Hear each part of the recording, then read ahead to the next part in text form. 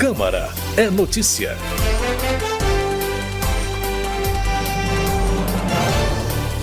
Bom dia, hoje é sexta-feira, 5 de julho de 2024. Começa agora o Jornal Câmara é Notícia e estes são os destaques de hoje. Grupo de trabalho da reforma tributária inclui jogos de azar no imposto seletivo e mantém cesta básica sugerida pelo governo. Deputados ouvem polêmica sobre débito em conta corrente de fatura do cartão de crédito sem autorização do cliente. Câmara aprova projeto que permite ao juiz condenar o criminoso a pagar uma indenização à vítima. Grupo de trabalho da reforma tributária inclui jogos de azar no imposto seletivo e mantém cesta básica sugerida pelo governo. Repórter Silvia Munhato tem as informações. No relatório final do Grupo de Trabalho sobre a regulamentação da reforma tributária, foram incluídos os jogos de azar em geral na sobretaxação que será feita pelo novo imposto seletivo.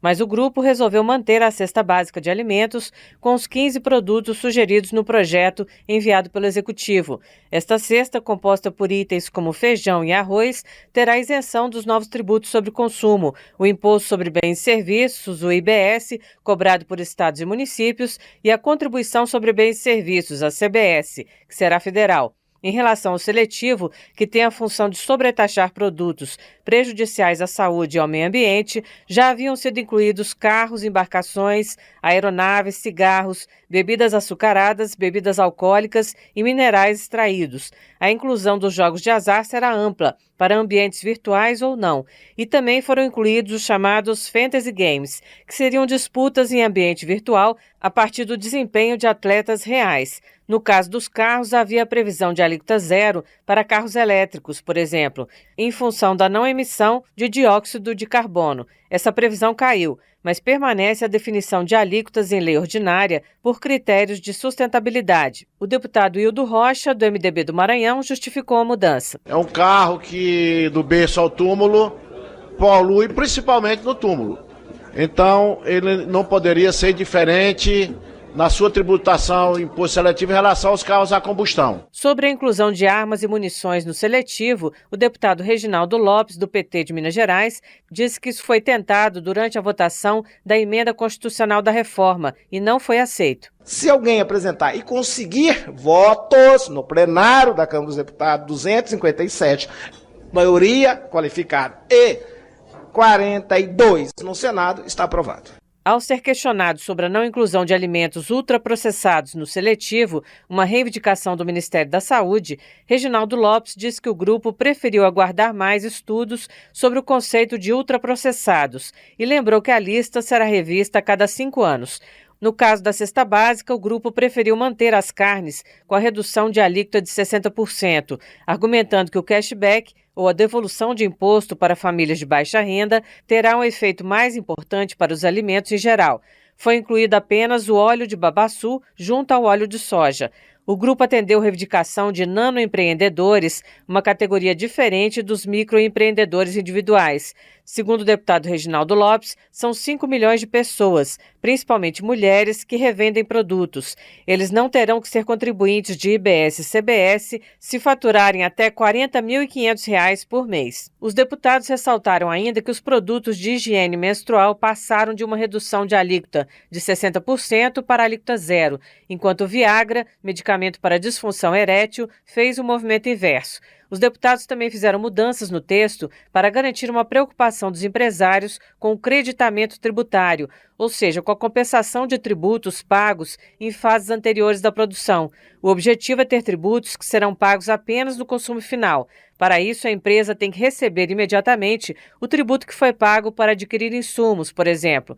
O deputado Cláudio Cajado, do PP da Bahia, explicou que o creditamento deverá ser automático com o chamado split payment, mas o texto prevê a possibilidade de um split com um crédito presumido, no caso de supermercados, por exemplo, que lidam com vários fornecedores.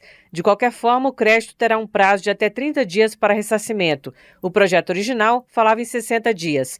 De acordo com o deputado Luiz Gastão, do PSD do Ceará, ainda será acertada a redação do texto sobre a transição do sistema antigo para o novo. A ideia é prever uma forma de não prejudicar investimentos feitos no período. O grupo de trabalho ouviu 1.344 pessoas ao todo, em 218 horas de trabalho. A votação do projeto, segundo o presidente da Câmara, deputado Arthur Lira, do PP de Alagoas, será nos próximos dias antes do recesso parlamentar. Da Rádio Câmara de Brasília, Silvia Munhato.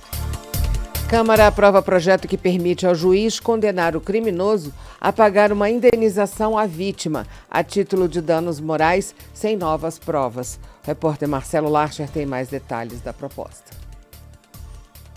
O plenário da Câmara aprovou o projeto que permite ao juiz definir uma indenização financeira a ser paga pelo criminoso à vítima, a título de danos morais, sem a necessidade de produção de novas provas, a não ser aquelas relativas ao crime cometido. Hoje, o Código de Processo Penal já permite ao juiz fixar um valor de indenização.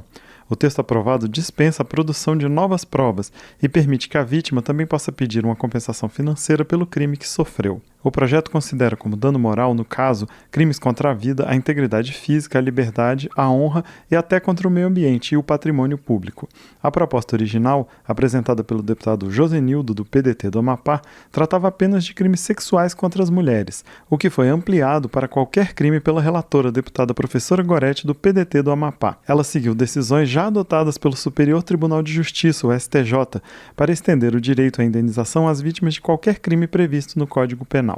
O projeto foi aprovado de maneira simbólica, mas foi criticado pelo deputado Cabo Gilberto Silva, do PL da Paraíba. Mas isso aqui é chover no molhado, senhor presidente. Isso aqui já tem no nosso Código Penal. Não vai mudar em nada. O que precisamos aqui é dar uma resposta às mulheres que são vítimas, aumentando a pena de estupro, aumentando a pena para homens agressores de mulher, dificultando a vida de covardes, de psicopatas. Isso sim que precisamos aqui, senhor presidente. O autor do projeto, o deputado Josenildo, defendeu o texto, que deixa clara a possibilidade de o juiz definir uma indenização a vítimas de crimes. Hoje, na legislação, a mulher, quando ela sofre esse tipo de agressão, ela tem que esperar que o agressor primeiro sofra a condenação criminal, para só depois, então, buscar a reparação na esfera civil. E esse processo pode passar 5, 6, 10 anos na esfera civil para que ela venha a ter essa reparação. Com esse projeto de lei agora, o próprio juiz que vai condenar esse agressor, esse próprio juiz já vai arbitrar a indenização à vítima. O projeto que permite ao juiz definir uma indenização financeira a ser paga pelo criminoso à vítima, a título de danos morais, sem a necessidade de produção de novas provas, seguiu para análise do Senado. Da Rádio Câmara de Brasília, com informações de Antônio Vital, Marcelo Larcher. Está pronta para ser votada em plenário proposta que anistia partidos políticos que não cumpriram cotas e normas de uso de recursos nas eleições gerais de 2022, além de prever uma porcentagem de vagas no Legislativo para as mulheres. Entenda as mudanças com José Carlos Oliveira. Deve ser votada apenas em agosto, depois do recesso parlamentar, a proposta de emenda à Constituição que anistia os partidos políticos de punições pelo não cumprimento da cota de candidaturas e uso de recursos do fundo eleitoral para candidatas mulheres e candidatos pretos nas eleições de 2022. A proposta tem como autores mais de 180 deputados de diversos partidos e foi incluída na pauta de votações a pedido dos diversos líderes, com exceção dos do PSOL e do Novo, partidos que se manifestaram contra a anistia. O texto apresentado pelo relator na comissão especial, deputado Antônio Carlos Rodrigues, do PL de São Paulo, além de anistiar os partidos, muda as regras definidas pelo Supremo Tribunal Federal antes das últimas eleições. A proposta mantém a exigência do uso de 30% dos recursos do fundo eleitoral para candidatas femininas, mas reserva 20% das cadeiras na Câmara dos Deputados, nas Assembleias Legislativas e nas câmaras municipais para as mulheres. A mudança começaria com uma regra de transição de 15% já nas próximas eleições. O argumento usado para mudar as regras é que a cota para mulheres e pessoas negras foi decidida na véspera das últimas eleições, sem que os partidos tivessem tido tempo para se preparar, o que teria gerado insegurança jurídica. Além da anistia relativa às últimas eleições e a reserva de vagas para mulheres, a proposta define em 20% do total do fundo partidário e do fundo eleitoral o percentual de recursos a serem aplicados para financiar candidaturas de pessoas pretas. A inclusão do texto na pauta do plenário foi criticada pelo deputado Chico Alencar, do PSOL do Rio de Janeiro. Eu nunca vi um atropelo dessa forma. Se a maioria dos líderes partidários está topando, eles estão indo na contramão do sentimento da população. Aqui há subfinanciamento de pessoas negras nas campanhas e vai se anistiar. Há subfinanciamento da cota de mulheres e vai se anistiar. Há partidos que não prestam contas do fundo público e isso vai se anistiar. A proposta acabou retirada de pauta a pedido do deputado Odair Cunha, do PT de Minas Gerais, líder da federação formada pelo PT, PCdoB e PV. Ele defendeu a votação da proposta, mas argumentou que mudanças feitas de última hora no texto precisavam ser mais bem analisadas. Há um acordo do conjunto da maioria dos partidos no sentido de esse texto ser tratado. Ele precisa ser tratado porque o TCE regulamentou normas eleitorais inovadoras em relação ao sistema jurídico brasileiro. Nós precisamos corrigir isso. Agora, há uma diferença importante entre o texto apresentado anteriormente e o texto que está sendo debatido pelo ilustre relator, deputado Antônio Carlos. Ainda não há data para votação no plenário da Câmara da proposta de emenda à Constituição que anistia os partidos políticos de punições pelo não cumprimento da cota de candidaturas e uso de recursos do fundo eleitoral para candidatas mulheres e candidatos pretos nas eleições de 2022. Da Rádio Câmara de Brasília, Antônio Vital. Comissão busca consenso para regulamentar a aposentadoria especial e reduzir a judicialização. Repórter José Carlos Oliveira acompanhou o debate. A Comissão de Previdência da Câmara dos Deputados reuniu 14 representantes de trabalhadores, empresas e juristas em busca de consensos para reduzir a elevada judicialização em torno da aposentadoria especial paga a trabalhadores expostos a agentes nocivos à saúde. O tema é alvo de proposta que reduz a idade mínima para a concessão do benefício e aumenta o valor para 100% da média das contribuições. Outros 3 projetos são analisados em conjunto para superar as regras transitórias em vigor desde a reforma da Previdência de 2019. Todos defenderam a regulamentação, mas com variados motivos e sugestões de ajustes. O representante da Confederação Nacional da Indústria, Rafael Kebush, afirmou que cerca de 1.500 novas aposentadorias especiais são concedidas por mês, mais de 80% por decisão judicial, o que gera insegurança para as atividades econômicas. A CNI defende a regulamentação com foco em medidas preventivas. O empregador que adotar as medidas de prevenção, criar ambientes de trabalhos mais seguros, mais saudáveis, mais resilientes, passam a ter um ambiente melhor e, com isso, fique descaracterizado a concessão da aposentadoria especial. Para que a gente possa ter uma redução drástica dessa judicialização, que nos cria uma certa insegurança. A empresa promover melhorias no ambiente de trabalho e ali 3, 10 anos depois, aparece uma decisão judicial e o empregador acaba pagando a conta 2 vezes. Dirigente do Instituto Brasileiro de Direito Previdenciário, Diego Cheruli, comparou os custos entre aposentadoria especial e benefícios por acidente.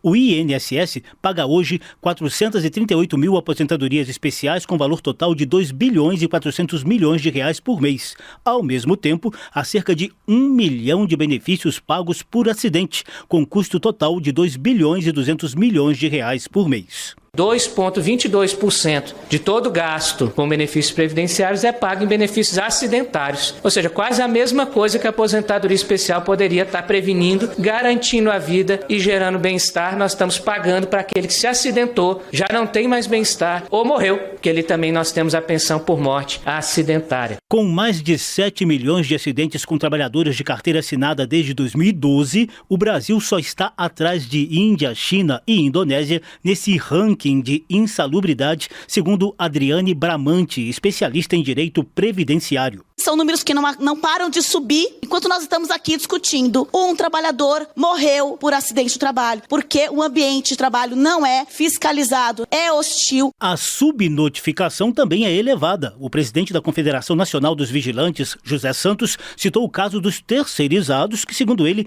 passam por invisibilidade no ambiente de trabalho e são vistos como descartáveis. Na nossa categoria, no dia a dia, ou normalmente se fala na categoria que um vigilante morto, a empresa põe a farda em outro e a vida continua. Descartaram a gente. Descartam também ao não nos enxergar na condição de ter direito.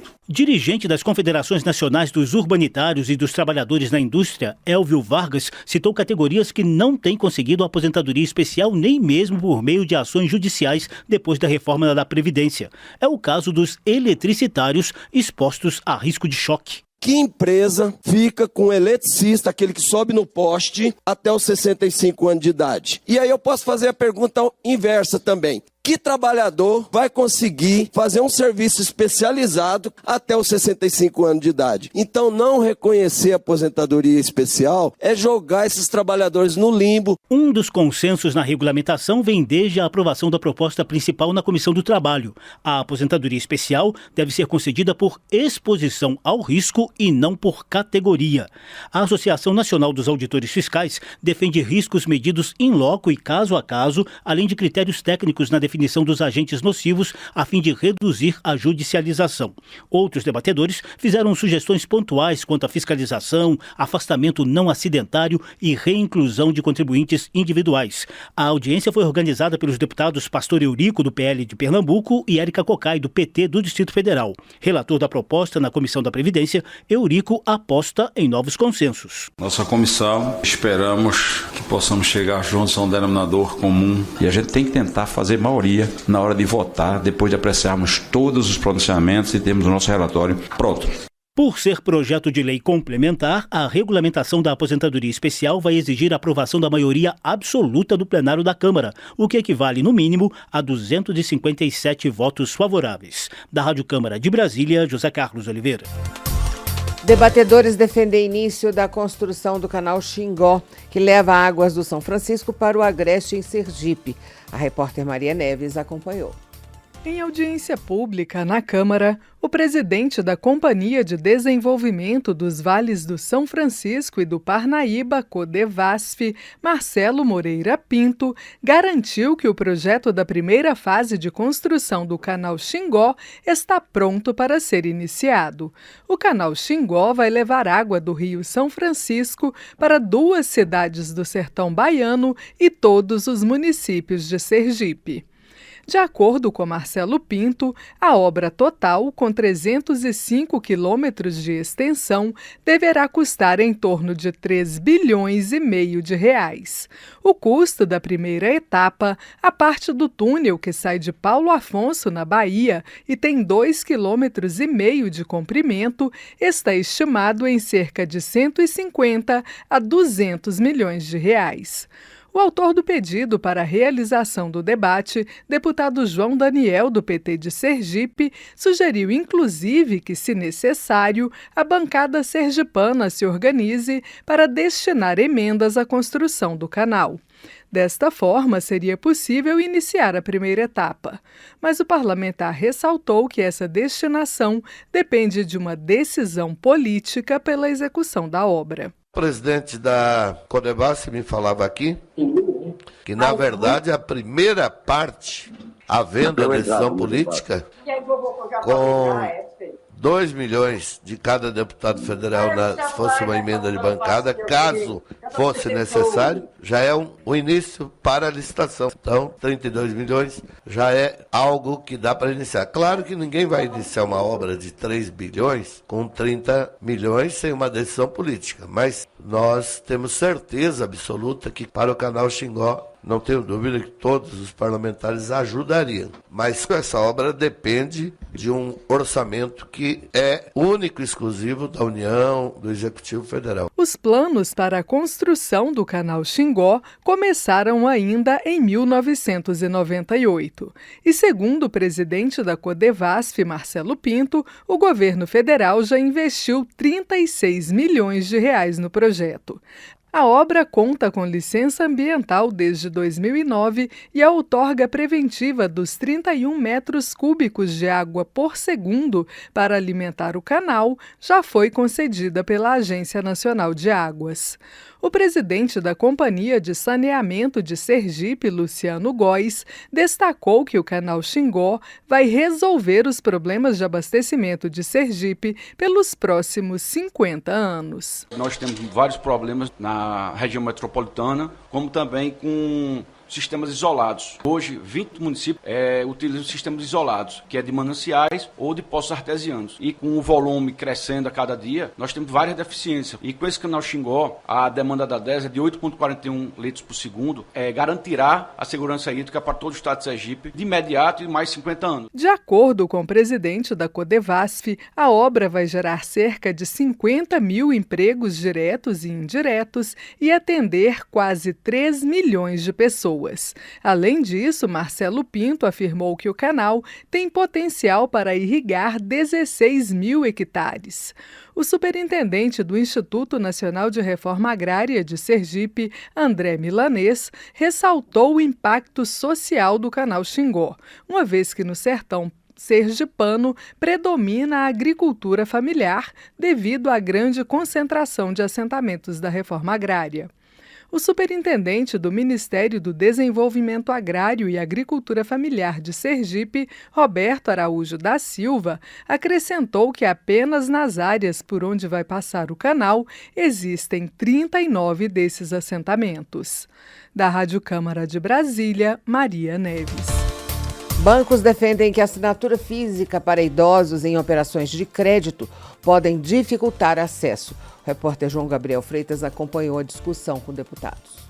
A Câmara dos Deputados avalia como melhorar a segurança dos idosos no momento de adquirir serviços de crédito. Pensando nisso, a Comissão de Defesa dos Direitos da Pessoa Idosa promoveu um debate sobre um projeto que exige assinatura física de pessoas com mais de 60 anos para a contratação de operações de crédito. Segundo a Febraban, anualmente as instituições financeiras concedem aos brasileiros mais de 3 bilhões e 600 milhões de reais em crédito. Cerca de 10% desses recursos são adquiridos por pessoas com mais de 60 anos. A linha de crédito mais acessada é o adiantamento da aposentadoria, na sua maioria ofertada pelo INSS, o Instituto Nacional de Seguridade Social. De acordo com o Dataprev, o Brasil conta com mais de 14 milhões de aposentados e pensionistas, dos quais 9 milhões têm mais de 60 anos. Rafael Baldi, diretor da Febraban, não considera a tecnologia uma barreira para o público mais velho. Para o gestor, utilizar os meios físicos ou digitais deve ser uma escolha do usuário. Rafael Baldi ressalta que obrigar a assinatura física para os idosos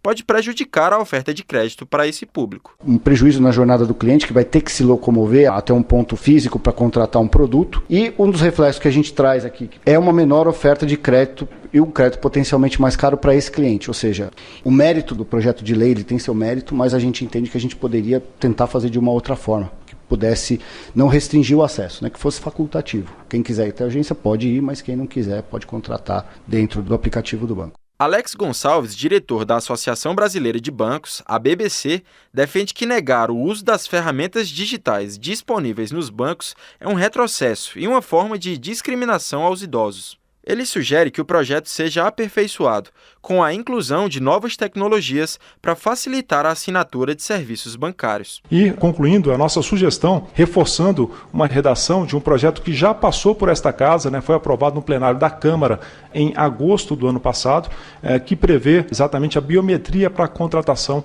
de operações remotas. Acreditamos que com isso endereçaria boa parte do problema que se quer enfrentar, sem trazer prejuízo ao idoso de 60 anos ou mais. A Febraban registra que 7 a cada 10 bancos brasileiros já utilizam a biometria facial como ferramenta de segurança e confirmação de vida. Já a Eliana Graça, representante do Conselho Nacional dos Direitos da Pessoa Idosa, ressalta que exigir assinatura física pode ser importante em alguns casos, mas não é suficiente para combater a violência patrimonial, quando empréstimos são feitos em nome de idosos, mas o dinheiro é desviado, geralmente por um familiar. Ela frisa que o principal fator para dar segurança aos idosos é promover a educação financeira. Essa não é a única solução que a gente precisa, As principais medidas propostas, elas estão nas ações educativas, como mutirões de educação financeira e realização frequente de campanhas de conscientização sobre a violência financeira e patrimonial.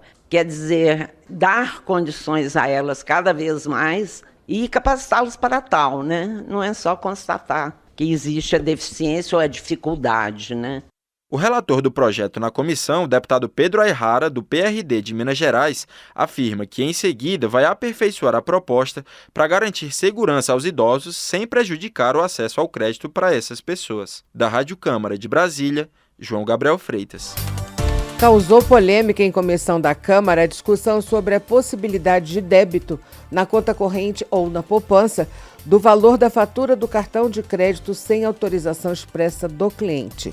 Os detalhes com Cibele Comanete. Os deputados Mário Negromonte Júnior, do PP da Bahia, e Mauro Benevides Filho, do PDT do Ceará, defenderam, durante debate na Comissão de Finanças e Tributação da Câmara, a criação de nova legislação sobre os cartões de crédito. Ambos foram surpreendidos recentemente na renovação dos contratos dos próprios cartões por meio de aplicativos de celular pela falta de uma autorização expressa para débito automático das faturas em conta corrente ou na poupança. Mário Negromonte Júnior reclamou. Vem os bancos e dizem, não, olha, quem quer ter cartão de crédito vai ter que saber que a qualquer momento, se você não pagar, nós vamos entrar na sua conta corrente, vamos entrar na sua conta poupança, vamos entrar onde você tiver dinheiro para poder pagar a dívida do cartão de crédito. Mauro Benevides acrescentou que o débito automático nas contas viola uma resolução do Banco Central que estabelece a obrigatoriedade de um aceite por parte do correntista. Eu acho que essa matéria é de interesse do Brasil inteiro.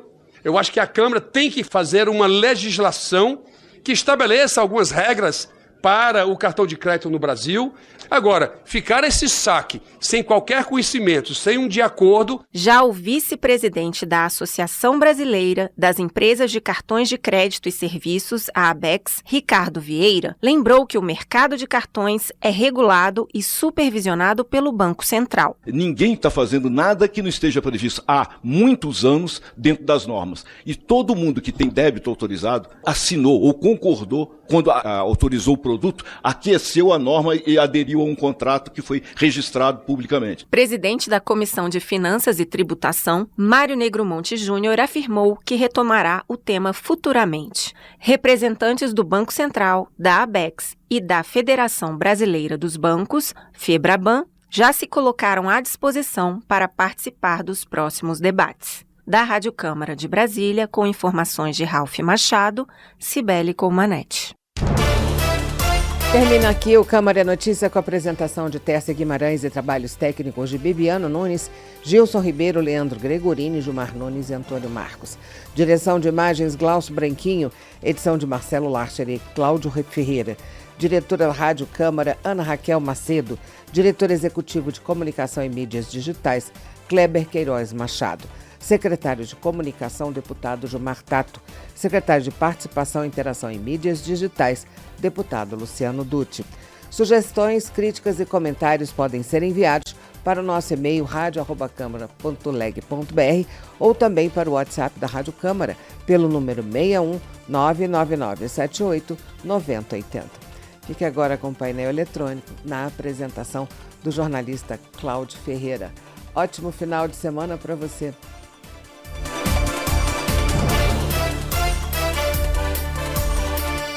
Câmara é notícia.